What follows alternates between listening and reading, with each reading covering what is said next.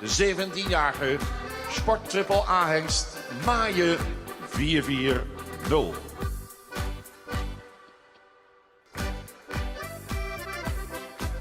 Bezit van de Iron Spring Farm in de Verenigde Staten van Amerika. Maaie is een zoon van Beert 411. Vocht uit een sterk prevente prestatie met Ivan Goffert. Tot dusver 3 dochters kroon en 2 model. 4 nakomelingen dragen het sportpredicaat en 1 nakomeling is sportelite. Maaie 440. Ook in een uitstekende conditie gepresenteerd. En bijzonder dat de voorbrengers op klompen voorbrengen.